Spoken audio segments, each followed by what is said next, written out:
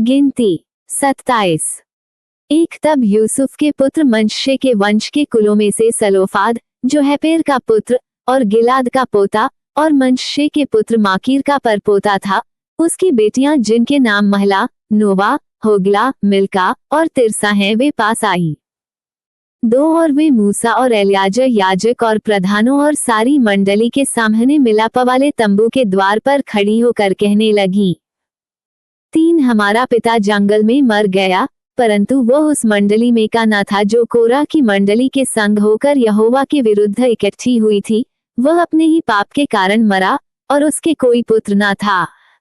4 तो हमारे पिता का नाम उसके कुल में से पुत्र न होने के कारण क्यों मिट जाए। हमारे चाचाओं के बीच हमें भी कुछ भूमि निज भाग करके दे। 5 उनकी यह बिनती मूसा ने यहोवा को सुनाई।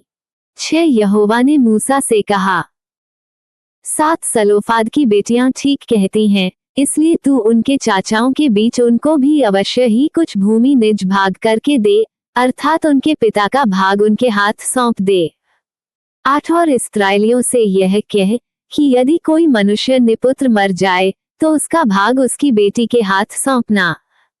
9 और यदि उसके कोई बेटी भी ना हो तो उसका भाग उसके भाइयों को देना।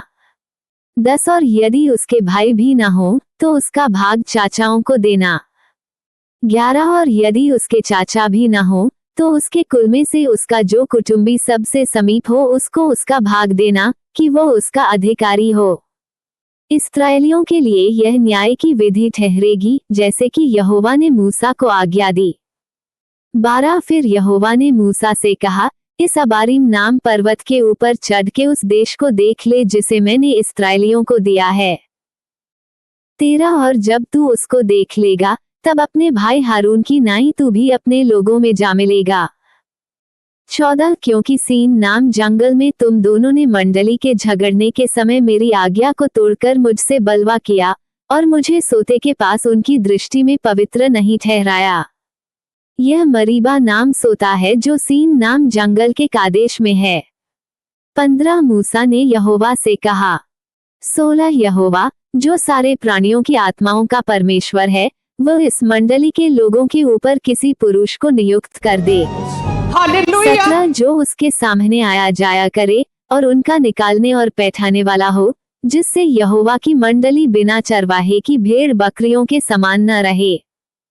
18 यहोवा ने मूसा से कहा, तू नून के पुत्र यहोशू को लेकर उस पर हाथ रख, वह तो ऐसा पुरुष है जिसमें मेरा आत्मा बसा है। 19 और उसको एलियाजर याजक के और सारी मंडली के सामने खड़ा करके उनके सामने उसे आज्ञा दे। 20 और अपनी महिमा में से कुछ उसे दे, जिससे इस्राएलियों की सारी मंडली उसकी माना करे।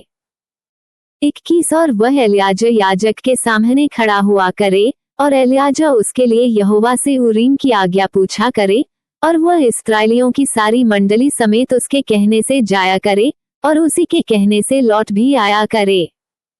22 यहोवा की इस आज्ञा के अनुसार मूसा ने यहोशू को लेकर एलियाजर याजक और सारी मंडली के सामने खड़ा करके 23 उस पर हाथ रखे और उसको आज्ञा दी, जैसे कि यहोवा ने मूसा के द्वारा कहा था।